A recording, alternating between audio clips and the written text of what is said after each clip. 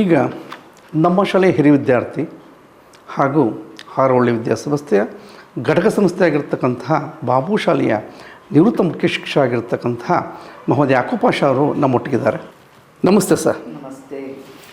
ನಮ್ಮ ಪೂಜ್ಯಗಳಾಗಿರ್ತಕ್ಕಂಥ ಹಿಲ್ಲನ್ರವರ ಅವರ ಶಿಷ್ಯನಾಗಿ ಅವರ ಜೊತೆ ಒಡನಾಟ ಹೇಗಿತ್ತು, ಅವರ ಬಗ್ಗೆ ನಿಮ್ಮ ಅಭಿಪ್ರಾಯ ಏನು, ಮತ್ತು ಅವರ ಶಿಸ್ತಿನ ಬಗ್ಗೆ ಮತ್ತು ಅವರ ಹ್ಯಾಂಡ್ ರೈಟಿಂಗ್ ಬಗ್ಗೆ ತಮ್ಮ ಅನಿಸಿಕೆ ಏನು?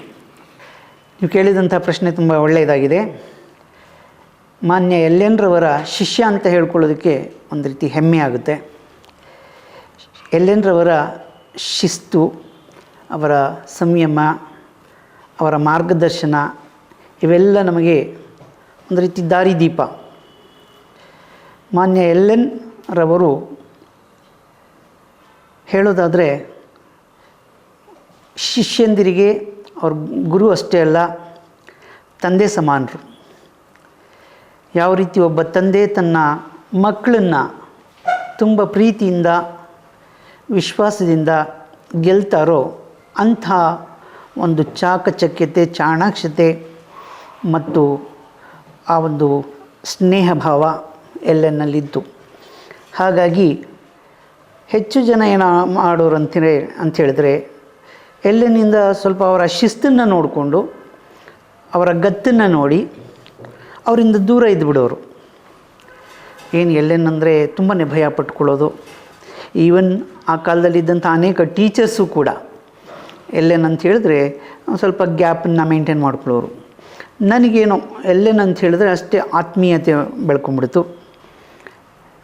ಈ ಬೇರೆಯವ್ರ ಹಾಗೆ ಎಲ್ಲೆನವ್ರನ್ನ ಕಾಣಬೇಕಂತ ಹೇಳಿದ್ರೆ ಭಯ ಬರ್ತಾ ಇರಲಿಲ್ಲ. ಏನೋ ಒಂದು ರೀತಿ ಸಂತೋಷ ಆಗೋದು, ಯಾವುದೇ ಅಡ್ಡಿ ಆತಂಕ ಇಲ್ಲದೆ ಡೈರೆಕ್ಟಾಗಿ ನಾನು ಅವರ ಇರ್ತಿದ್ದಂಥ ಆಫೀಸ್ ರೂಮಿಗೆ ಹೋಗೋದು. ಅನೇಕ ಜನ ಟೀಚರ್ಸು ಮತ್ತು ಸ್ಟೂಡೆಂಟ್ಸ್, ನನ್ನ ಕ್ಲಾಸ್ಮೇಟ್ಸು ಅವರ ಬಗ್ಗೆ ಏನಾದರೂ ಕೇಳಬೇಕಾಗಿದ್ದರೆ, ಪ್ರಶ್ನೆಗಳು ಮಾಡಬೇಕಾಗಿದ್ದರೆ ಅವ್ರು ನನ್ನನ್ನು ಕೇಳೋರು. ಈ ಥರ ಹೋಗಿ ಹೇಳಿ, ಏನು ಹೇಳ್ತಾರೆ ಕೇಳಿ, ಏನಾದ್ರು ಒಂದು ಕಾರ್ಯಕ್ರಮನೇ ಮಾಡಬೇಕು ಅಥವಾ ಎಲ್ಲಾದರೂ ಕರ್ಕೊಂಡು ಹೋಗಬೇಕು ಮಕ್ಕಳನ್ನ, ಟೀಚರ್ಸ್ ಆ ರೀತಿ ಹೊರ ಸಂಚಾರನೋ ಮತ್ತೊಂದು ಹೋಗಬೇಕಾಗಿದ್ರು ಕೂಡ ನನ್ನನ್ನು ಮಧ್ಯಸ್ಥಿಕೆ ಇಟ್ಕೊಳ್ಳೋರು. ಹೋಗಿ ಕೇಳ್ಕೊಂಡು ಬನ್ನಿ ಏನು ಮಾಡಬೇಕು ಅಂಥೇಳಿ. ಸರಿ, ನಾನು ಹೋಗೋದು, ಅವ್ರ ಕಡೆಯಿಂದ ಸಜೆಷನ್ ತೊಗೊಳ್ಳೋದು, ಇಲ್ಲಿ ಬಂದು ಹೇಳೋದು, ಅದರಂತೆ ಮುಂದೆ ನಡ್ಕೊಂಡು ಹೋಗೋದು. ಎಲ್ಲೆನ್ರವರ ಆತ್ಮೀಯತೆ ನಾನು 8th, 9th, 10th 3 ವರ್ಷ ಇದ್ದುದರಿಂದ ತುಂಬಾ ಬೆಳೀತು. ಸರಿ, ಒಮ್ಮೆ ಶಾಲೆಯ ಎಲೆಕ್ಷನ್ ಬಂತು. 10th ಬಂದಿದ್ದೆ ಆವಾಗ. ನಾನು 8th, 9th ಇದ್ದೆ. ಆಗ ಅಷ್ಟು ಇದಿರಲಿಲ್ಲ. ಏನೋ ಓಟ್ ಹಾಕ್ಬಿಡ್ತಿದ್ವಿ, ಸ್ಟೂಡೆಂಟ್ಸ್ ಯೂನಿಯನ್ಗೆ ಬಂದುಬಿಡ್ತಿದ್ವಿ. 10th ಬಂದಾಗ ಒಂದು ಎಲೆಕ್ಷನ್, ಹಾಗೆ ಸ್ಟೂಡೆಂಟ್ಸ್ ಎಲೆಕ್ಷನ್ ಮಾಡಬೇಕು ಅಂತ ಬಂತು. ಆವಾಗ ನನಗೆ ಎಲೆಕ್ಷನ್ ಅಂದರೆ ಇಷ್ಟ ಇರಲಿಲ್ಲ. ಸರಿ, ಎಲ್ಲೆನ್ ಕರೆಸ್ಬಿಟ್ಟು, ಯಾಕಪ್ಪ ಎಲೆಕ್ಷನ್ ನಿಲ್ಲಲ್ಲ ಅಂತ ಹೇಳಿದ್ವಿ ಅಂತ ಹೇಳಿದ್ರು. ಇಲ್ಲ ಸರ್, ನನಗೆ ರಾಜಕೀಯ ಅಂತ ಹೇಳಿದ್ರು. ಇದು ರಾಜಕೀಯ ಎಲ್ಲ ಕಣೆಯ, ಸ್ಕೂಲ್ ಇದು. ನಾವೇನೇ ಒಂದು ನಮ್ಮ ಅನಿಸಿಕೆಗಳನ್ನ ಹೇಳ್ಕೋಬೇಕಾದ್ರೆ ನಮಗೊಂದು ಸ್ಥಾನಮಾನ ಇರಬೇಕು. ಅದಕ್ಕೋಸ್ಕರ ಆಗಿರು, ನೀನು ಹೋಗು, ನೀನೇನು ಎಲೆಕ್ಷನ್ ದೊಡ್ಡ ಇದ್ದಾಗಿ ನಿಂತ್ಕೊಳ್ಳೋದು ಏನೆಲ್ಲ ಇಲ್ಲಿ ಸ್ಟೂಡೆಂಟ್ಸ್ ಯೂನಿಯನ್ಗಷ್ಟೇ, ಹೋಗು, ನೀನು ಸುಮ್ಮನೆ ಕುಂತ್ಕೋ, ಅವ್ರೇನು ಬೇಕು ಮಾಡ್ತಾರೆ ಅಂತ ಹೇಳಿದ್ರು. ಆಯಿತು ಅಂತ ಹೇಳ್ಬಿಟ್ಟು ಎಲೆಕ್ಷನ್ ಮಾಡ್ತಾಯಿದ್ದಾರೆ. ಕ್ಲಾಸ್ ಟೀಚರ್ಸ್ ಎಲ್ಲ ಬಂದರು, ಕುಂತ್ಕೊಂಡ್ವಿ. ಎಲ್ಲ ಕ್ಲಾಸ್ಗಳಿಂದ ಒಂದೊಂದು ಕ್ಲಾಸ್ಗೆ ಇಬ್ಬಿಬ್ಬರು, ಒಂದು ಹೆಣ್ಮಗು ಒಂದು ಗಂಡು ಮಗು ರೆಪ್ರೆಸೆಂಟೇಟಿವ್ ಆಗಿ ಬಂದರು. ಎಲ್ಲ ಸೇರಿ ಸೆಲೆಕ್ಟ್ ಮಾಡಬೇಕು ಅಂಥೇಳಿ ನಿಂತಾಗ ಬೇರೆ ಒಂದಿಬ್ಬರು ನಾವು ನಿಲ್ತೀವಿ ಮುಖ್ಯಮಂತ್ರಿ ಅಂತ. ಆವಾಗ ಮುಖ್ಯಮಂತ್ರಿ ಸ್ಥಾನಕ್ಕೆ ನಾವು ನಿಲ್ತೀವಿ ಅಂತ. ಸರಿ, ಯಾರ್ಯಾರು ನಿಲ್ತೀವಿ ಅಂತ ಹೇಳ್ತಾರೋ ಅವ್ರದ್ದೆಲ್ಲರದ್ದು ಹೆಸರುಗಳು ಬರೆದ್ರು. ಈ 8th ಹೊಸದಾಗಿ ಬಂದಿದ್ರಲ್ಲ ಮಕ್ಕಳು, ಅವ್ರಿಗೆ ನನಗೆ ಬಗ್ಗೆ ಗೊತ್ತಿದೆ, ಆದರೆ ಹೆಸರುಗಳು ಇನ್ನೊಬ್ಬರು ಸಮೀವುಲ್ಲಾ ಅಂತ ಬೇರೆ ಇದ್ದರು. ನಾನು ಸಮೀವುಲ್ಲಾನೋ ಯಾಕೂಬ್ ಪಾಷಾನೋ ಅನ್ನುವಂಥದ್ದು ಅವ್ರಿಗೆ ಕನ್ಫ್ಯೂಷನ್. ಹಾಗಾಗಿ ಅವ್ರು ಕೇಳಿದ್ರು. ಅದರಲ್ಲಿ ಎಲ್ಲೆನವ್ರ ಮಗಳು ಕೂಡ ಪುಷ್ಪವಲ್ಲಿ ಇದ್ದರು.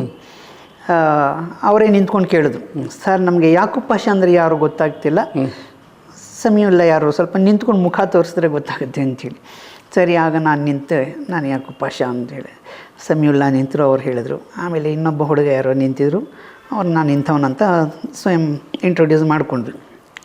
ಸರಿ ಆಯಿತು, ಎಲೆಕ್ಷನ್ ನಡೀತು. ಪ್ರತಿಯೊಬ್ಬರು ಎರಡೆರಡು ಹೆಸರುಗಳನ್ನ, ಒಂದು ಮುಖ್ಯಮಂತ್ರಿ ಒಂದು ಉಪಮುಖ್ಯಮಂತ್ರಿ ಆಗಿ ಎರಡೆರಡು ಹೆಸರುಗಳನ್ನ ಬರೆದು ಚೀಟಿಗೆ ಹಾಕಿ ಅಂತ ಹೇಳಿದ್ರು. ಸರಿ ಹಾಕಿದ್ವಿ. ನಾವು ಕೊಡ್ಬೋದಾಗಿತ್ತು ನಮ್ಮ ಓಟನ್ನು. ಸರಿ, ಕೊನೆಗೆ ಮುಖ್ಯಮಂತ್ರಿಯಾಗಿ ನಾನು ಆಯ್ಕೆಯಾದೆ. ಉಪಮುಖ್ಯಮಂತ್ರಿಯಾಗಿ ಸೆಕೆಂಡ್ ಇದರಲ್ಲಿದ್ದಂಥ ಸಮೀವುಲ್ಲಾ ಆಯ್ಕೆ ಆದರು. ಹಾಗಾಗಿ ಆ ವರ್ಷ ತುಂಬಾ ಕಾರ್ಯಕ್ರಮಗಳನ್ನು ನಾನು ನಿಂತು ಮಾಡಿದೆ. ಸರಿ, ಬೇರೆ ಬೇರೆ ಕಡೆ ಅನೇಕ ಟ್ರೈನಿಂಗ್ಗಳು ಪಡ್ಕೊಂಡಿದ್ದೆ. ಆ ಟ್ರೈನಿಂಗ್ಗಳನ್ನು ಮತ್ತು ಕೆಲವು ವಿಷಯಗಳನ್ನು ನಾನು ಹೇಳಬೇಕು ಮಕ್ಕಳಿಗೆ ಅಂಥೇಳಿ ನಾನೇ ಹೋಗ್ಬಿಟ್ಟು ಎಲ್ಲೇನವ್ರನ್ನ ನಾನು ಸ್ಟೇಜಲ್ಲಿ ಈ ಥರ ಮಾತಾಡಬೇಕು ಅಂದ್ಕೊಂಡಿದ್ದೀನಿ, ನನಗೆ ಒಂದು ಅವಕಾಶ ಮಾಡಿಕೊಡಿ ಅಂಥೇಳಿ. ನಮ್ಮ ಶಾಲೆಯ ಹಿಸ್ಟ್ರಿಯಲ್ಲಿ ಮೊದಲನೇ ಬಾರಿ ಬೇರೆ ಸ್ಟೂಡೆಂಟ್ಸಿಗೆ ಬಲವಂತ ಮಾಡಿ ನೀವು ಬಾ ಒಂದೆರಡು ಮಾತಾಡು ಅಂತ ಹೇಳೋರು. ಆದರೆ ಇಡೀ ಸ್ಟೇಜನ್ನು, ಇಡೀ ಇದನ್ನು, ಒಂದು ಕಾರ್ಯಕ್ರಮವನ್ನು ನಾನೇ ಮಾಡ್ತೀನಿ ಅಂತ ನಾನು ಹೋಗಿ ನಿಂತು ಕೇಳಿಕೊಂಡಿದ್ದು. ಅದರಲ್ಲೂ ಪಕ್ಕದಲ್ಲೇ ಎಲ್ಲೇನು, ಈ ಕಡೆ ಎಸ್ಸೇನು, ಮುಂದುಗಡೆ ನನ್ನ ಕ್ಲಾಸ್ ಟೀಚರ್ ಆದಂಥ GKH, ಆ ಕಡೆ DN, MVS, HAM, ಆ ಕಡೆ ಕನ್ನಡ ಟೀಚರು, ಎಲ್ಲ ಟೀಚರ್ಸು, THH, ಆಮೇಲೆ HBR, HSR, SN, ಹೀಗೆ ಎಲ್ಲ ಟೀಚರು, ಇವರು ಹಿಂದಿ ಟೀಚರ್ ಯಾರು KMD. ಹೀಗಾಗಿ ಎಲ್ಲ ಟೀಚರ್ಸ್ ಇದ್ದಾರೆ.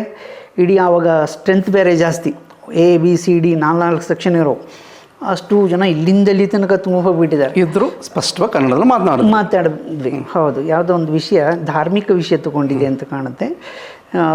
ಸ್ವಲ್ಪ ಆವಾಗ ತಪ್ಪು ಕಾನ್ಸೆಪ್ಟ್ಸ್ ಇದ್ವು ಇಸ್ಲಾಂ ಬಗ್ಗೆ. ಹಾಗಾಗಿ ಸ್ವಲ್ಪ ಒಂದಷ್ಟು ವಿಷಯಗಳನ್ನ ಹೇಳಬೇಕು ಅಂಥೇಳಿ ಅನ್ನಿಸ್ತು. ಸರಿ, ಸಂತೋಷ. ಅವತ್ತು ಭಾವೈಕ್ಯತೆ ಬಗ್ಗೆ ಅಷ್ಟು ಸ್ಪಷ್ಟವಾದ ಪರಿಕಲ್ಪನೆ ನಿಮ್ಮಲ್ಲಿತ್ತು. ಹೌದು. ಆಮೇಲೆ ಇನ್ನೊಂದು ಅಂಶವನ್ನು ಹೇಳಲಿಕ್ಕೆ ನಾನು ನಿಮಗೆ ಬಯಸ್ತೇನೆ. ನಿಮಗೊಂದು ಪರಿಕಲ್ಪನೆ ಒಂದು ಇತ್ತು. ಯಾವ ಪರಿಕಲ್ಪನೆ ಅಂತ ನಿಮಗೆ ಜ್ಞಾಪಕ ಇದೆಯಾ? ಕಿಶೋರ ಕವಿಗೋಷ್ಠಿ ಅಂತ ನಡೆಸ್ತಾ ಇದ್ರಿ. ಚಿಕ್ಕ ಮಕ್ಕಳಲ್ಲೇ ನೀವೇ ಚಿಕ್ಕವರಾಗಿ ಚಿಕ್ಕ ಮಕ್ಕಳಲ್ಲಿ ಸಾಹಿತ್ಯವನ್ನು ಬೆಳೆಸ್ತಕ್ಕಂಥ ಅಭಿರುಚಿ ನಿಮ್ಮದಿತ್ತು.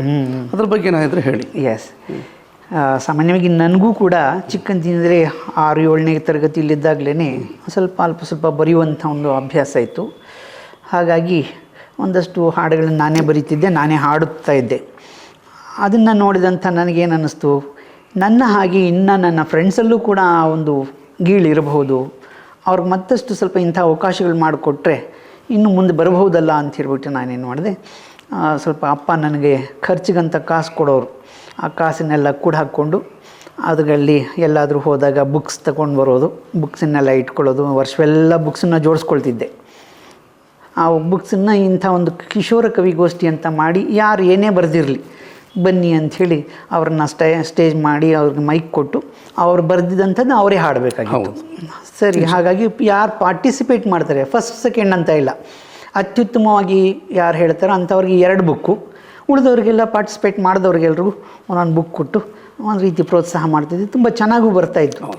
ಸರಿ, ಆನಂತರದ ದಿನಗಳಲ್ಲಿ ಸ್ವಲ್ಪ ಟೀಚರ್ಸ್ನ ಇಂಟ್ರೆಸ್ಟ್ ಕಡಿಮೆ ಆಯಿತು. ನಾನು ಬಂದು ಕೇಳಿಕೊಂಡ್ರೂ ಕೂಡ ಅವಕಾಶಗಳು ಸಿಗಲಿಲ್ಲ. ಹಾಗಾಗಿ ನಾನು ಸ್ವಲ್ಪ ಸುಮ್ಮನೆ ಬರುತ್ತೆ. ಯಾಕೆಂದರೆ ಆ ಕಿಶೋರ ಕವಿಗೋಷ್ಠಿಯಲ್ಲಿ ನಾನು ಸಹ ಪಾಲ್ಗೊಂಡು ನಾನು ಒಂದು ಪದ್ಯವನ್ನು ರಚನೆ ಮಾಡಿ ನಿಮ್ಮ ಕೈಯಿಂದನೇ ಬಹುಮಾನವನ್ನು ಪಡ್ಕೊಂಡಿದ್ದಾನೆ. Thank you. ಅದಕ್ಕೋಸ್ಕರ ಈ ಅಂಶವನ್ನು ಪರಿಕಲ್ಪನೆಯನ್ನು ಜ್ಞಾಪಿಸ್ತಾ ಆ ಒಂದು ಅಂಶವನ್ನು ತಮ್ಮ ಬಾಯಿನಲ್ಲೇ ಹೇಳಿಸ್ಲಿಕ್ಕೆ ನಾನು ಪ್ರಯತ್ನ ಪಟ್ಟೆ. ಅದಕ್ಕೂ ಕೂಡ ಎಲ್ಲೇನವ್ರನ್ನ ಒಂದು ಪ್ರೋತ್ಸಾಹ. ತುಂಬ ಸಂತೋಷ. ಹಾಗಾಗಿ ಅವರು ಕೂಡ ಬರೆಯೋರು ಎಲ್ಲೇನು.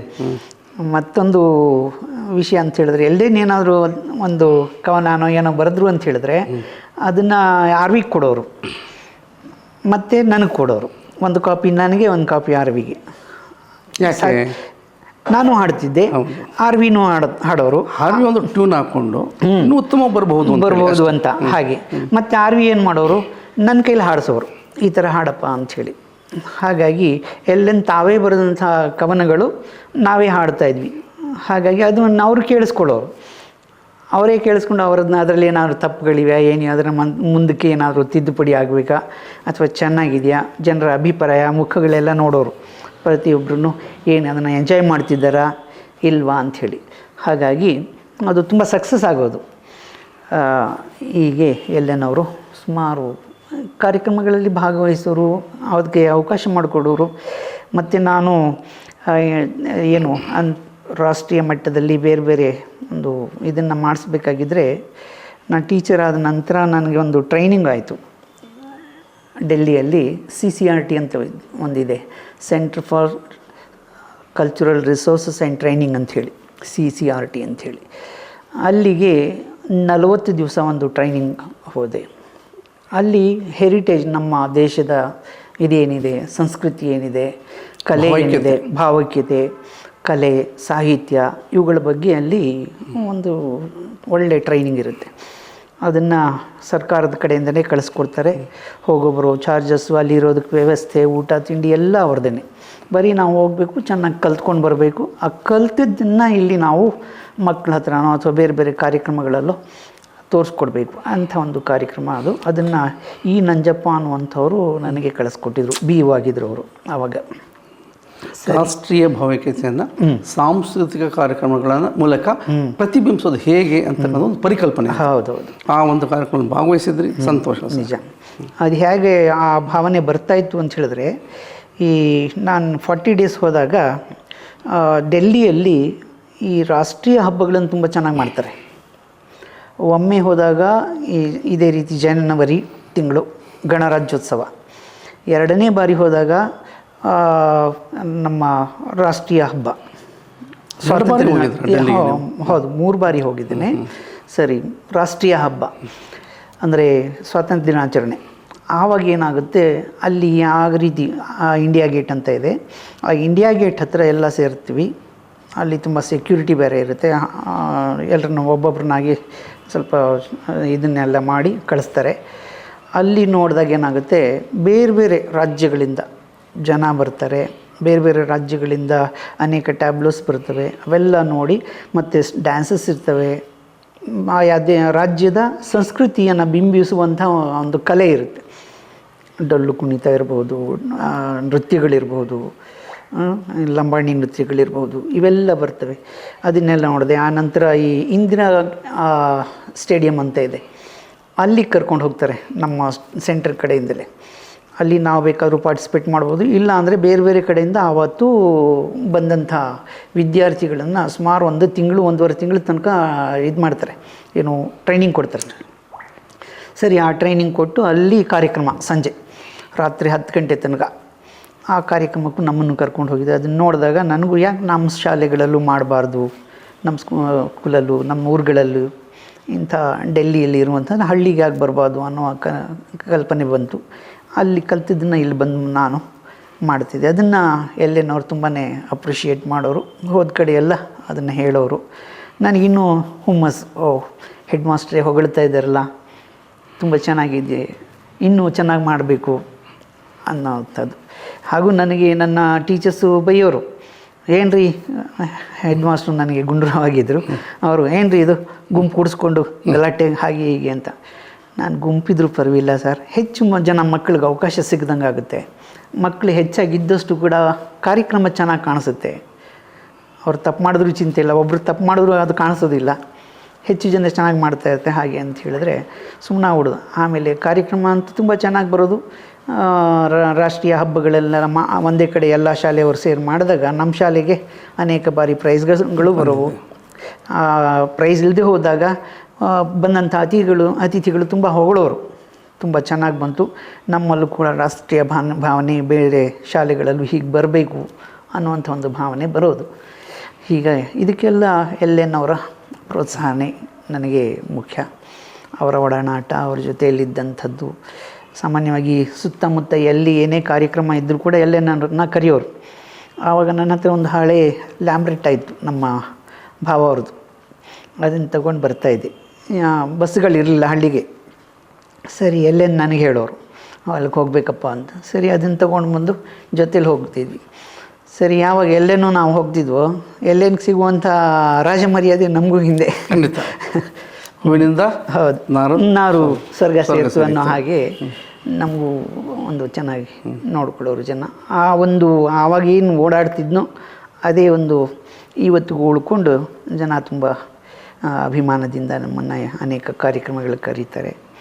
ಅದು ರಾಷ್ಟ್ರೀಯ ಹಬ್ಬಗಳಿಗಿರ್ಬೋದು, ನಾಡ ಹಬ್ಬ ಆಗಿರ್ಬೋದು, ಪ್ರತಿಯೊಂದಕ್ಕೂ ಈವನ್ ಗಣೇಶನ ಹಬ್ಬ ಇದ್ದರೂ ಕೂಡ ಕರೀತಾರೆ. ನನಗೂ ಕೂಡ ಏನಾದರೂ ಬೇರೆ ಭೇದ ಭಾವ ಇಲ್ಲ. ದೇಶ ನಾಡು ಎಲ್ಲ ನಮ್ಮದು ಅನ್ನುವಂಥ ರೀತಿಯಲ್ಲಿ ನಾನು ಮಾಡಿಕೊಳ್ತೇನೆ. ನಂತರ ಅವರ ಹ್ಯಾಂಡ್ ರೈಟಿಂಗ್ ನೋಡಿದ್ರ? ಹೌದು. ನೀವು ಆ ಹ್ಯಾಂಡ್ ರೈಟಿಂಗ್ನ ನೀವು ಕಷ್ಟಪಟ್ಟು ಅನುಸರಣೆ ಮಾಡಿದ್ರ?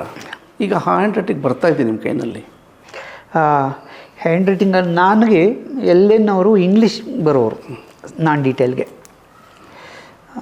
ನಾನು ಆ ಥರ ಬರೀಬೇಕು ಅನ್ನುವಂಥ ಭಾವನೆ ಇತ್ತು. ಇಂಗ್ಲೀಷ್ ಹ್ಯಾಂಡ್ ರೈಟಿಂಗ್ ನಾನು ಅವ್ರನ್ನ ಫಾಲೋ ಮಾಡಿದೆ, ಅದನ್ನು ಉತ್ತಮ ಮಾಡಿಕೊಂಡೆ. ಆದರೆ ಕನ್ನಡ ಉತ್ತಮ ಆಗಲಿಲ್ಲ. ಯಾಕಂದರೆ ಕನ್ನಡ 1ನೇ ಕ್ಲಾಸಿಂದಲೇ ಪ್ರಾಕ್ಟೀಸ್ ಮಾಡಿದ್ವಲ್ಲ, ಹಾಗಾಗಿ ಉಳ್ಕೊಳ್ತು. ಇಂಗ್ಲೀಷ್ ಮಾತ್ರ ಸ್ವಲ್ಪ ಪ್ರಾಕ್ಟೀಸ್ ಮಾಡಿದೆ. ಹೇಳೋದಾದರೆ ಇರೋದ್ರಲ್ಲಿ ಚೆನ್ನಾಗಿದೆ. ಎಲ್ಲೆನ್ನವರ ಇದನ್ನು ಮತ್ತು ಹ್ಯಾಂಡ್ ರೈಟಿಂಗ್ ಅಷ್ಟು ಚೆನ್ನಾಗಿ ಬರಬೇಕಾಗಿದ್ರೆ ಅವ್ರು ಕೆಲವು ಇದನ್ನು ಹೇಳೋರು, ಯಾವ ಲೈನ್ ಎಲ್ಲಿಗೆ ಹೋಗಬೇಕು, ಎಲ್ಲಿ ಟಚ್ ಆಗಬೇಕು, ಯಾವ ರೀತಿ ಬಾಗಬೇಕು, ಹಿಂದಕ್ಕೆ ಬಾಗಿದ್ರೆ ಏನು ಪ್ರಾಬ್ಲಮ್ಮು, ಮುಂದಕ್ಕೆ ಬಾಗಿದ್ರೆ ಏನು ಇದು ಏನು ಚೆನ್ನಾಗಿರುತ್ತೆ, ಹ್ಯಾಂಡ್ ರೈಟಿಂಗು ಫಾಸ್ಟ್ ಬರುತ್ತೆ, ಇಂಥ ಕೆಲವು ವಿಷಯಗಳು ಹೇಳೋರಲ್ಲ, ಅದು ಚೆನ್ನಾಗಿ ಮನಸ್ಸಲ್ಲಿ ಇದ್ದುಬಿಡ್ತು. ಅದೆಲ್ಲ ಇದ್ದಿದ್ದರಿಂದ ನಾನು ಕೂಡ ಇಡೀ ತಾಲ್ಲೂಕಿನಲ್ಲಿ ಸುಮಾರು 800 ಜನ ಟೀಚರ್ಸ್ಗೆ ನಾನು ಮತ್ತು ನಮ್ಮ ಶಂಕರ್ ಇಬ್ಬರು ಸೇರಿ ಇಂಗ್ಲೀಷ್ ಟ್ರೈನಿಂಗ್, ಬರೀ ಹ್ಯಾಂಡ್ ರೈಟಿಂಗ್ ಅಷ್ಟೇ ಅಲ್ಲ, ಬೇರೆ ಬೇರೆ ಟ್ರೈನಿಂಗ್ಗಳನ್ನು, ಇಂಗ್ಲೀಷ್ ಪಾಠ ಹೇಗೆ ಮಾಡಬೇಕು, ಪದ್ಯ ಹೇಗೆ ಮಾಡಬೇಕು ಅನ್ನುವಂಥ ಟ್ರೈನಿಂಗ್ಗಳನ್ನು ಕೊಟ್ಟು ನಾವು ಒಂದು ಸ್ಥಾನವನ್ನು ಪಡ್ಕೊಂಡಿದ್ದೀವಿ. So hand writing also part of the English culture. ಹೌದು ಅಲ್ವಾ? ಖಂಡಿತ. ಅದಕ್ಕೋಸ್ಕರ ನಮ್ಮ ಪೂಜ್ಯ ಎಲ್ಲನವರು ಇಲ್ಲಿದ್ದಾಗ ಅದು ಸುವರ್ಣಯುಗ.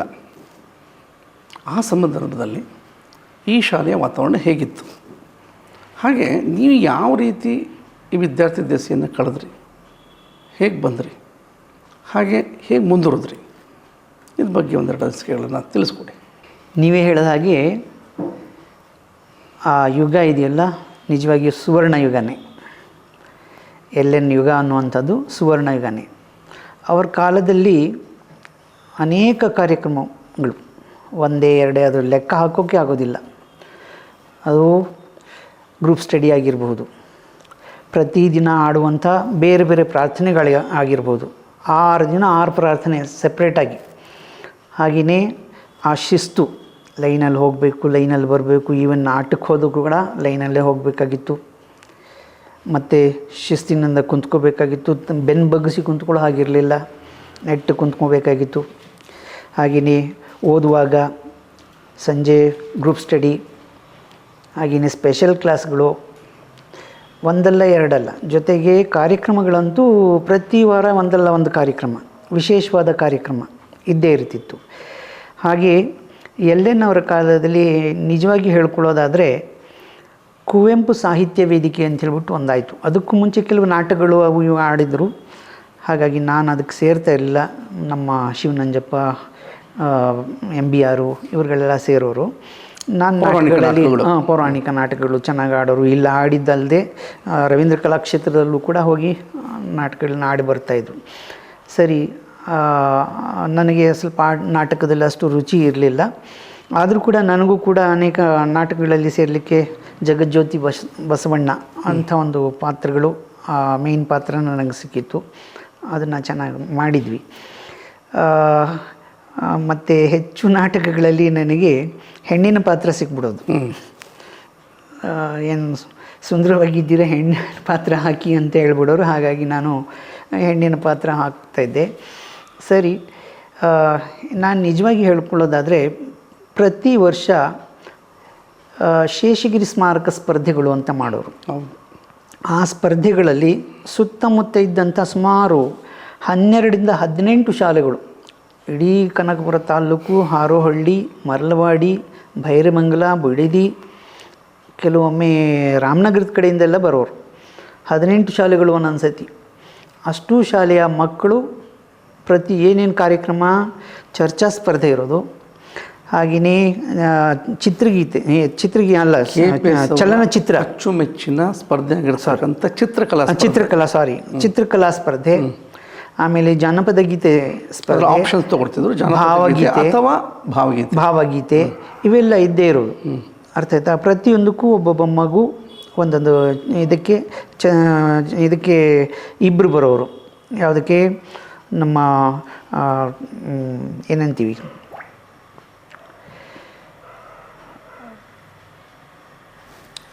ಇದ್ರ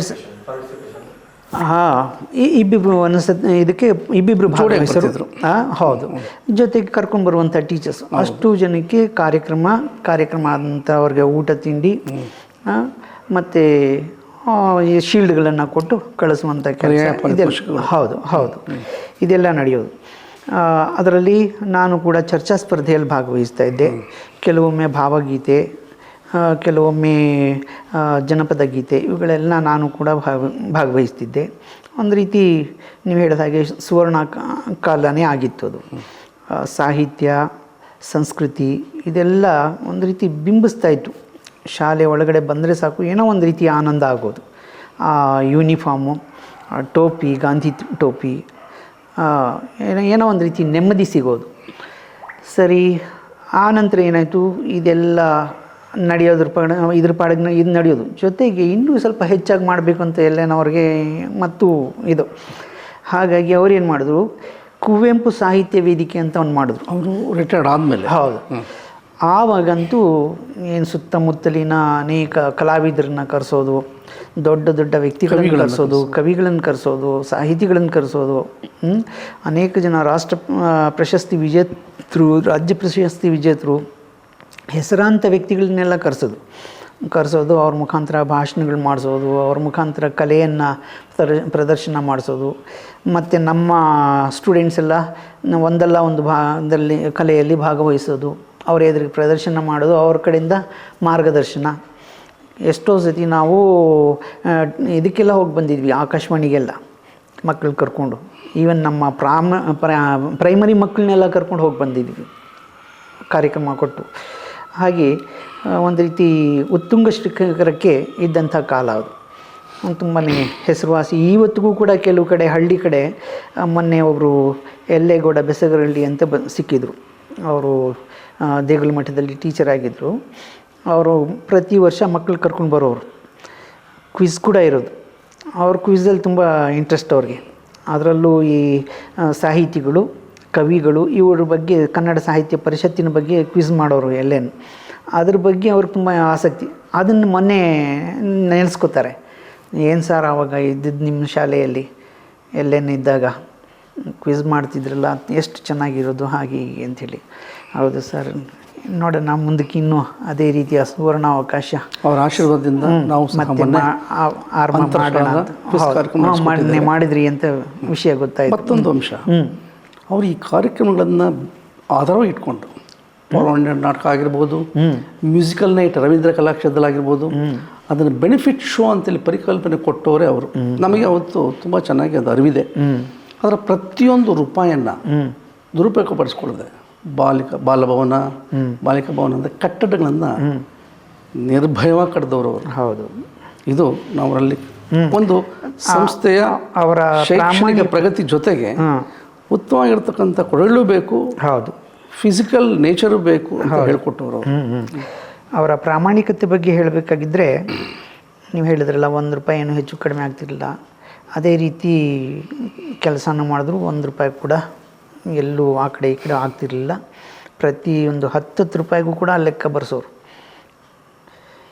ಒಮ್ಮೆ ಏನಾಯಿತು, ನಮ್ಮ ಲ್ಯಾಬ್ ಇದೆಯಲ್ಲ, ಓಲ್ಡ್ ಸ್ಟೂಡೆಂಟ್ಸ್ ಕಟ್ಸ್ಕೊಟ್ಟಂಥ ಲ್ಯಾಬ್, ಅದ್ರ ಮೇಲೆ ಏನೋ ಒಂದಷ್ಟು ಬರವಣಿಗೆ ಬರೆಸಿಸ್ಬಿಟ್ರು. ಯಾರೋ ಅಧಿಕಾರಿಗಳು ಬಂದಿದ್ದೇನೆ, ಅದೇನು ಅಂದ್ಬಿಟ್ರೋ ಗೊತ್ತಿಲ್ಲ. ಎಲ್ಲೇ ನನಗೆ ತುಂಬ ಬೇಜಾರಾಗೋಯ್ತು. ಮಾರನೇ ದಿನವೇ ಪೇಂಟನ್ನು ಕರೆಸಿದ, ಅದಕ್ಕೆಲ್ಲ ಪೇಂಟ್ ಹೊಡೆದು ಬಿಡಪ್ಪ ಅಂಥೇಳ್ಬಿಟ್ಟು ಸುಮಾರು 1000 ರೂಪಾಯಿ ಹಾಕಿ ಬರೆಸಿದಂಥ ಬರವಣಿಗೆಯನ್ನು ಪೇಂಟ್ ಮಾಡಿಸಾಕ್ಬಿಟ್ರು. ಏನು ಬರೆಸಿದ್ರು ಅಲ್ಲಿ? ನಾನು ಮರ್ತಿದ್ದೀನಿ. ಏನೋ ಒಳ್ಳೆ ವಿಷಯಗಳನ್ನೇ ಬರೆದಿದ್ರು. ಅಂಥ ಏನು ಬರೀಬಾರ್ದು ಏನೂ ಇರಲಿಲ್ಲ, ಒಳ್ಳೆ ವಿಷಯ ಬರೆದಿದ್ರು. ಆ ಬಂದಂಥ ಅಧಿಕಾರಿ ಅದು ಯಾರು ಏನು ಅಂದಿದ್ರೋ ಗೊತ್ತಿಲ್ಲ, ಇದೆಲ್ಲ ಇಷ್ಟಿಷ್ಟು ದೊಡ್ಡದಾಗಿ ಇದನ್ನು ಬರೆದಕ್ಕಾಗ್ತದೆ, ಒಳಗಡೆ ಹಾಗೆ ಹೀಗೆ ಅಂತ ಏನೋ ಗೊಣಗಾಡಿದ್ದಾರೆ. ಅದನ್ನು ನೋಡಿದೆ ಅವರು ಎಲ್ಲ ಅಳಿಸಿಸ್ಬಿಟ್ರು. ಅದೊಂದು ಬೇಸರದ ಸಂಗತಿ. ಆದರೂ ಕೂಡ ಅವ್ರಿಗೆ ಆತ್ಮವಿಶ್ವಾಸ ಇತ್ತು, ಯಾರು ಏನೇ ಅಂದ್ಕೊಳ್ಳಿ ನಾನು ನನ್ನ ಆತ್ಮಸಾಕ್ಷಿಯಾಗಿ ಕೆಲಸ ಮಾಡಿದ್ದೀನಿ, ಆತ್ಮಸಾಕ್ಷಿಯಾಗಿದ್ದೀನಿ. ಆಗಿ ನಾ ಮತ್ತೊಂದು ವಿಷಯ ಹೇಳೋದಾದರೆ, ಎಜುಕೇಷನ್ ಸಂಸ್ಥೆ ಅನ್ನುವಂಥದ್ದು ಅದರ ಕ್ವಾಲಿಟಿ ಇತ್ತು. ಏನು ಎಜುಕೇಷನ್ ಇದೆಯೋ ನಾವು ಇಷ್ಟು ಸ್ವಲ್ಪ ಬುದ್ಧಿ ನಮಗೆ ಬಂದಿದೆ ಅನ್ನೋದಾದರೆ, ನಾನು ಹೆಚ್ಚಾಗಿ ಓದ್ತಾ ಇರಲಿಲ್ಲ. ನನ್ನ ರೀಡಿಂಗ್ ಸ್ವಲ್ಪ ಸ್ಲೋ ಜಾಸ್ತಿ, ಹಾಗಾಗಿ ನನಗೆ ಓದಬೇಕಂದ್ರೆ ಬೇಜಾರು, ಓದೋದಿಲ್ಲ. ಆದರೆ ಯಾರಾದರೂ ಮಾತಾಡ್ತಾಯಿದ್ರೆ, ಅದರಲ್ಲೂ ಎಲ್ಲೇನು ಮತ್ತು ಬಂದಂಥ ಅತಿಥಿಗಳು ಯಾರಾದರೂ ಮಾತಾಡ್ತಾರೆ ಅಂತ ಹೇಳಿದ್ರೆ ಅದು ತುಂಬ ಕಿವಿ ಕೊಟ್ಟು ಕೇಳಿಸ್ಕೊಳ್ತಾ ಇದ್ದೆ. Good listener. ಹೌದು. ಒಂದು ಗಾದೆನೇ ಇದೆ, if you want to become a good speaker you must listen first ಅಂತ ಹೇಳಿ. ಹಾಗಾಗಿ ನಾನು ಕೇಳಿಸ್ಕೊಳ್ತಿದ್ದೆ. ಅದರಂತೆ ನಾನು ಹೀಗೆ ನಾನು ಮಾತಾಡಬಾರ್ದು ಅನ್ನುವಂಥದ್ದು ನನಗೆ ಮನಸ್ಸು ಬಂದು ಸ್ವಲ್ಪ ಮುಂದಕ್ಕೆ ಆ ರೀತಿ ಮಾತಾಡೋಕ್ಕೆ ಪ್ರಯತ್ನ ಮಾಡ್ತಾಯಿದ್ದೆ. ಸರಿ, ಇಲ್ಲಿ ಏನೇನು ಕಲ್ತನೋ, ಇಲ್ಲಿ ಏನೇನು ಇತ್ತೋ ಎಲ್ಲೇನು ಕಾಲದಲ್ಲಿ, ಅದನ್ನು ನಾನು ಮತ್ತೆ ನನ್ನ ಶಾಲೆಯಲ್ಲಿ, ಬಾಪು ಶಾಲೆಯಲ್ಲಿ HM ಆದಾಗ ಅದನ್ನೆಲ್ಲ ಇಂಪ್ಲಿಮೆಂಟ್ ಮಾಡಿದೆ. ಏನು ಗ್ರೂಪ್ ಸ್ಟಡಿ ಮಾಡಿಸ್ದೆ, ಮಾರ್ನಿಂಗ್ ಕ್ಲಾಸಸ್, ಸ್ಪೆಷಲ್ ಕ್ಲಾಸಸ್ ಮಾಡಿದೆ. ಸರಿ, ಬಂದಂಥ ಮಕ್ಕಳಿಗೆ ಏನು ಒಬ್ರಿಗೊಬ್ರು ಅವರವರೇ ಇದು ಮಾಡ್ಕೊಂತ ಈಚ್ ಒನ್ ಟೀಚ್ ಒನ್ ಅನ್ನೋ ರೀತಿಯಲ್ಲಿ ಆ ಥರ ಮಾಡಿದೆ. ಲೈಬ್ರರಿ ಮಾಡಿದೆ. ಸುಮಾರು 1-1.5 ಲಕ್ಷ ರೂಪಾಯಿ ಬುಕ್ಸನ್ನು ಬೇರೆ ಬೇರೆ ಸಂಘ ಸಂಸ್ಥೆಗಳಿಂದ ಕೂಡಿಸಿದೆ. ಕನ್ನಡ ಸಂಸ್ಕೃತಿ ಇಲಾಖೆಯಿಂದ, ಕನ್ನಡ ಸಾಹಿತ್ಯ ಪರಿಷತ್ತಿಂದ, ನಮ್ಮ ಇದರಿಂದ ರಾಮಕೃಷ್ಣ ಆಶ್ರಮದಿಂದ ಅಲ್ಲಿಗೆಲ್ಲ ಲೆಟ್ರ್ಗಳು ಕೊಡೋದು, ಹಳ್ಳಿ ಮಕ್ಕಳು ಅವ್ರಿಗೆ ಓದುವಂಥ ಬುಕ್ಸ್ ಕೊಡಿ ಅಂತ ಹೇಳೋದು, ಕೇಳ್ಕೊಳ್ಳೋದು, ತಗೊಂಡು ಬಂದು ಹಾಕೋದು. ಸುಮಾರು 1.5 ಲಕ್ಷ ರೂಪಾಯಿ ಬುಕ್ಸನ್ನು ತಂದು ಜೋಡಿಸಿದೆ. ಸರಿ, ಮಕ್ಕಳಿಗೆ ಬಿಡುವಿದ್ದಾಗ ಬಿಟ್ಬಿಟ್ಟು ಸುಮ್ಮನಿದ್ದು ಬಿಡೋರು ಟೀಚರ್ಸು. ಎಲ್ಲ ಮಕ್ಕಳು ಆಟ ಆಡ್ತಿರಲಿಲ್ಲ, ಕೆಲವರು ಆಟಕ್ಕೆ ಹೋಗೋರು, ಕೆಲವರು ಸುಮ್ಮನೆ ಅಲ್ಲಿ ಅಲಿಯೋರು. ಅಂಥ ಮಕ್ಕಳಿಗೆ ಏನು ಮಾಡ್ತೀವಿ, ಓಪನ್ ಲೈಬ್ರರಿ ಅಂತ ಹೇಳ್ಬಿಟ್ಟು ಹೋಗೋದು. ಯಾರು ಬೇಕೋ ಅವ್ರಿಗೆ ಯಾವ್ದು ಬೇಕೋ ಅವರೇ ಎತ್ಕೊಳ್ಬೋದು. ಬುಕ್ಕು ಓಪನ್ನಾಗಿ ಇಟ್ಬಿಟ್ಟೆ, ಬುಕ್ ಯಾರು ಬೇಕು ಯಾವ್ದು ಬೇಕು ಎತ್ಕೊಳ್ಳೋದು, ಓದೋದು, ಪೀರಿಯಡ್ ಆದಮೇಲೆ ಅಲ್ಲೇ ಇಟ್ಬಿಟ್ಟು ಬರೋದು. ಆ ಥರ ಮಾಡಿದೆ. ಆಮೇಲೆ ಕಂಪ್ಯೂಟರ್ ಕ್ಲಾಸಸ್ ಶುರು ಮಾಡಿದ್ದೆ.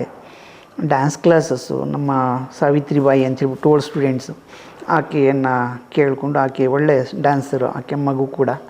ಹಾಗಾಗಿ ರಿಕ್ವೆಸ್ಟ್ ಮಾಡೋದಕ್ಕೆ ಅವ್ರು ಬಂದು ಡ್ಯಾನ್ಸ್ ಹೇಳ್ಕೊಡೋರು, ಸಂಗೀತ ಹೇಳ್ಕೊಡೋರು. ರವಿಶಂಕರ್ ಆಶ್ರಮದಿಂದ ಆರ್ಟ್ ಟೀಚರ್ಸ್ ಅಲ್ಲಿದ್ದರು. ಅವ್ರನ್ನ ರಿಕ್ವೆಸ್ಟ್ ಮಾಡಿಕೊಂಡು ಅವ್ರ ಆರ್ಟ್ ಟೀಚರ್ಸ್ ಪ್ರತಿ ವಾರ 2 ದಿವಸ ಬರೋರು. ಇವತ್ತಿಗೂ ಕಾಂಟ್ಯಾಕ್ಟಲ್ಲಿದ್ದಾರೆ. ಹೇಗಿದ್ದೀರಿ ಸಾರ್, ಏನು ಮಾಡ್ತಿದ್ದೀರಿ ಹಾಗೆ ಅಂತ ಕೇಳ್ತಾರೆ. ಸರಿ, ಅವ್ರನ್ನ ಕರೆಸೋದು, ಆರ್ಟ್ಸನ್ನ ಬಗ್ಗೆ ಮಕ್ಕಳಿಗೆ ಇದು ಮಾಡಿಕೊಡೋದು, ತೋರಿಸ್ಕೊಡುವಂಥ ರೀತಿ, ಹೀಗೆ ಅನೇಕ ಕಾರ್ಯಕ್ರಮಗಳನ್ನು ಮಾಡಿದ್ದೆ. ಈಗ ಯಾವುದೂ ಕಾಣಿಸ್ತಾ ಇಲ್ಲ. ನೋಡೋಣ ಮುಂದಕ್ಕೆ ಏನಾದರೂ ಸ್ವಲ್ಪ ಡೆವಲಪ್ ಮಾಡೋದಕ್ಕೆ ಎಲ್ಲ ಮಾರ್ಗದರ್ಶನದಿಂದ ಮುಂದುವರಿಯೋಣ. ಕ್ರೀಡೆಗಳಿಗೂ ಅಷ್ಟೇ ಚೆನ್ನಾಗಿ ಅವರು ಒತ್ತು ಕೊಡ್ತಿದ್ರು, ಅಷ್ಟೇ ಪ್ರೋತ್ಸಾಹ. ಹೌದು, ಆ ವಿಷಯದಲ್ಲಿ ನಮ್ಮ ಶಾಲೆ ಸುಮಾರು ಕ್ರೀಡಾ ಸ್ಪರ್ಧೆಗಳಲ್ಲಿ ಬಹುಮಾನ ತೆಗೆದುಕೊಂಡು ಯಶಸ್ವಿ ಆಗಿದ್ದೀವಿ. ನಿಜ. ಇದು ನನಗೆ ಸಂತೋಷ ಇದೆ. ಮತ್ತು ಸ್ವಯಂ ನಾನು ಸಹ ಬಹುಮಾನಗಳನ್ನು ಗಳಿಸಿದ್ದೇನೆ, ಅಂತರ್ಶಾಲಾ ಮಟ್ಟದಲ್ಲಿ, ಜಿಲ್ಲಾ ಮಟ್ಟದಲ್ಲಿ. ಇದು ನನಗಾಗಿರ್ತಕ್ಕಂಥ ಮತ್ತೊಂದು ಸಂತೋಷ. ನಾನು ಕೂಡ ಇಲ್ಲಿದ್ದಾಗ ಡಿವಿಷನ್ ಲೆವೆಲ್ಗೆ ಕಬಡ್ಡಿ ಪಂದ್ಯದಲ್ಲಿ ಹೋಗಿದ್ದೆ. ಕಬಡ್ಡಿ ತುಂಬ ಇಷ್ಟ ನನಗೆ, ಕಬಡ್ಡಿ ಚೆನ್ನಾಗಿ ಆಡ್ತಾಯಿದ್ದೆ ಅವಾಗ. ಕಬಡ್ಡಿ ಪಂದ್ಯ ಡಿವಿಷನ್ ಮಟ್ಟದಲ್ಲಿ ಹೋಗಿ ಬಂದಿದ್ದೆ. ಅಲ್ಲಿ ಗೆಲ್ಲಕ್ಕಾಗಲಿಲ್ಲ, ಆದರೆ ಡಿವಿಷನ್ ಮಟ್ಟ, ಜಿಲ್ಲಾ ಮಟ್ಟ ಗೆದ್ದು ಡಿವಿಷನ್ ಮಟ್ಟಕ್ಕೆ ಹೋಗಿ ಬಂದಿದ್ವಿ. ಹೀಗೆ ಪ್ರತಿಯೊಂದಕ್ಕೂ ಅವರು ಎಂಥದ್ದೇ ಅಂತ ಅಲ್ಲ, ಆಟ ಆಗಿರ್ಬೋದು, ಪಾಠ ಆಗಿರ್ಬೋದು, ಶಿಸ್ತಾಗಿರ್ಬೋದು, ಪ್ರತಿಯೊಂದಕ್ಕೂ ಅವರು ಒತ್ತು ಕೊಡ್ತಾಯಿದ್ರು. ಮತ್ತು ಅವರು ಬೆಳಗಿನ ಜಾವ 5 ಗಂಟೆಗೆ ಬಂದುಬಿಟ್ಟು ಇಲ್ಲಿ ಹಾಸ್ಟೆಲ್ ಮಕ್ಕಳನ್ನ ಎಬ್ಬಿಸಿ ಅವ್ರನ್ನ ಕೂಡಿಸ್ಕೊಂಡು ಓದಿಸೋದು. ಸಂಜೆ ಮತ್ತೆ ಕ್ಲಾಸ್ ಮುಗಿದ್ಮೇಲೆ 8-9 ಗಂಟೆ 10 ಗಂಟೆ ತನಕ ಓದಿಸೋದು. ಆವಾಗ ನಾವು ಜೊತೇಲಿ ಬರೋವಿ. ನಾನು ಬಂದು ಆ ಮಕ್ಕಳಿಗೆ ಏನಾದರೂ ಹೇಳ್ಕೊಡ್ಬೇಕಾಗಿದ್ರೆ ಹೇಳ್ಕೊಡೋದು. ಇಲ್ಲ ಎಲ್ಲೆನ್ ಜೊತೆಲಿ ಇದ್ದು ಹೋಗುವಂಥದ್ದು ಇದೆಲ್ಲ ಮಾಡ್ತಾಯಿದ್ವಿ. ಆಗ ರೆಗ್ಯುಲರ್ ಆಗಿ ನೈಟ್ ಕ್ಲಾಸಸ್ ಅಂತ ಇತ್ತು, ರಾತ್ರಿ ತರಗತಿಗಳು ಕರೆಕ್ಟ್. ಇತ್ತು. ಹೌದು. ಅದು ಜೊತೆಗೆ ಬೆಸೆದು ಆ ಮಕ್ಕಳ ಶೈಕ್ಷಣಿಕ ಪ್ರಗತಿಗೆ ಪೂರಕ ಆಯಿತು. ಹೌದು, ನಿಜ. ಅವಾಗ ಒಳ್ಳೆ ಹೆಸರಿತ್ತು ಶಾಲೆಗೆ. ಇಡೀ ಡಿಪಾರ್ಟ್ಮೆಂಟಲ್ಲಿ ಎಲ್ಲಿ ಹೋದರೂ ಕೂಡ ನಮಗೂ ಏನೋ ಒಂದು ರೀತಿ ಹೆಮ್ಮೆ. ಯಾವ ಸ್ಕೂಲ್ ಅನ್ನೋರು ರೂರಲ್ ಹೈಸ್ಕೂಲ್ ಹಾರೋಹಳ್ಳಿ ಅಂತ ಹೇಳಿದ್ರೆ ಸಾಕು, ಹೌದಾ ಹಾರೋಹಳ್ಳಿನ ಅಂತ ಏನೋ ಒಂಥರ. ಈವನ್ ಅಧಿಕಾರಿಗಳು ಕೂಡ ಅಲ್ಲಿಯ ಸ್ಟೂಡೆಂಟ ನೀವು, ಎಲ್ಲೇನು ನರಸಿಂಹಯ್ಯವರ ಅನ್ನೋರು. ಇದು ಇಲಾಖಾಧಿಕಾರಿಗಳು ಹೌದು, ನರಸಿಂಹ ಸ್ಕೂಲ್ ಅಲ್ಲ, ಸರಿ ಸಂತೋಷ ಅನ್ನೋರು. ಹೌದು, ಫಸ್ಟ್ PUC ಸೆಕೆಂಡ್ PUC ಇರ್ತಕ್ಕಂಥ ಲೆಕ್ಚರ್ಸ್ ಕೂಡ ಹಾಗೆ ಅಂತಿದ್ರು. ಹೌದು. ಎಲ್ಲೇನವರ ಕಾನ್ಸೆಪ್ಟ್ ಇನ್ನೂ ಏನೇನೋ ಮಾಡಬೇಕಂತಿತ್ತು. ಈ ಅವರಿದ್ದಾಗಲೇ ಡಿಗ್ರಿ ತಗೊಳ್ಳಿ ಕಾಲೇಜ್ ಮಾಡಿರಿ ಅಂತೇಳ್ಬಿಟ್ಟು ಅನೇಕ ಜನ ಹೇಳ್ತಾಯಿದ್ರು. ಆದರೆ ಎಲ್ಲೇನಿಗೆ ಅದು ಇಷ್ಟ ಆಗಲಿಲ್ಲ. ಬರೀ ಡಿಗ್ರಿ ಓದಿಸಿ ಮಕ್ಕಳನ್ನ ಬಿಟ್ಬಿಟ್ರೆ ಪ್ರಯೋಜನ ಇಲ್ಲ, ಏನಾದರೂ ಕೈ ಕಸುಬು ಬರುವಂಥವ್ರಾಗಬೇಕು, ಡಿಪ್ಲೊಮಾ ಅಂಥದ್ದು ಕೊಡಿ ಮಾಡಿಸ್ತೀವಿ ಅಂತ ಹೇಳಿದ್ರು. ಆಯಿತು, ಡಿಪ್ಲೊಮಾ ಕೊಡ್ತೀವಿ, ಟೀಚರ್ ಕೊಡಲ್ಲ, ಅಲ್ಲಿರೋ ಟೀಚರ್ಸ್ಗೆಲ್ಲೇ ಪಾಠ ಮಾಡಿಸಿ ಅಂದರು. ಅದು ಸಾಧ್ಯನಾ? ಇಲ್ಲಿ ಪಾಠ ಮಾಡೋ ಟೀಚರ್ ಹೋಗ್ಬಿಟ್ಟು ಡಿಪ್ಲೊಮಾ ಮಕ್ಕಳಿಗೆ ಕಲಿಸ್ಕೊಡೋಕ್ಕಾಗೋದಿಲ್ಲ. ವೃತ್ತಿಪರ ಕೋರ್ಸ್ಗಳು, ವೃತ್ತಿಪರ ಕೋರ್ಸು, ವೃತ್ತಿಪರ ಟೀಚರ್ಸೇ ಇರಬೇಕು ಅಂಥೇಳಿ ಸರಿ ಮುಂದಕ್ಕೆ ಬರೋರು ಮಾಡಿಕೊಳ್ಳಿ ಅಂತ ಸುಮ್ಮನಾಗ್ಬಿಟ್ರು. ಇಲ್ಲಾಂದರೆ ಆಗಿರೋದು ಏನೋ ಒಂದು ರೀತಿ ಸುವರ್ಣ ಅವಕಾಶ. ಈ ಶಾಲೆಯಲ್ಲಿ ಸ್ಟೂಡೆಂಟ್ ಆಗಿದ್ದಕ್ಕೂ, ಇದೇ ಸಂಸ್ಥೆಯಲ್ಲಿ ಓದಿ ಇದೇ ಸಂಸ್ಥೆಯಲ್ಲಿ ಟೀಚರಾಗಿ ಕೆಲಸ ಮಾಡಲಿಕ್ಕೆ ಅವಕಾಶ ಮಾಡಿದ್ದಕ್ಕೂ, ಇದಕ್ಕೆ ಮಾರ್ಗದರ್ಶನ ನೀಡಿದಂಥ ಎಲ್ಲ ಟೀಚರ್ಸು, ಅದರಲ್ಲಿ ಹೆಚ್ಚಾಗಿ ಹೇಳೋದಾದರೆ LN ರವರಿಗೆ ಪ್ರತಿಯೊಂದಕ್ಕೂ ಏನೇ ಸಮಸ್ಯೆ ಬಂದು ಫೋನ್ ಮಾಡಿದರೆ ಸಾಕು, ಅದಕ್ಕೆ ಸೊಲ್ಯೂಷನ್ ಸಿಕ್ಬಿಡೋದು. ಹೀಗೆ ಮಾಡಪ್ಪ ಅಂಥೇಳಿ ಸರಿ ಅದರಂತೆ ಮಾಡಿದ್ರೆ ಅದು ಕಾರ್ಯಗತ ಆಗ್ಬಿಡೋದು. ಹೀಗೆ ಒಂದು ರೀತಿ ಮನಸ್ಸಿಗೆ ಸಂತೋಷ. ಅಂದರೆ ತಂದೆ ತಾಯಿಯ ಆಶೀರ್ವಾದ ಹೇಗೆ ತಲೆ ಮೇಲೆ ಇರುತ್ತೋ, LN ಅವರ ಆಶೀರ್ವಾದ ಕೂಡ ನಮ್ಮ ಮೇಲೆ ಇದೆ.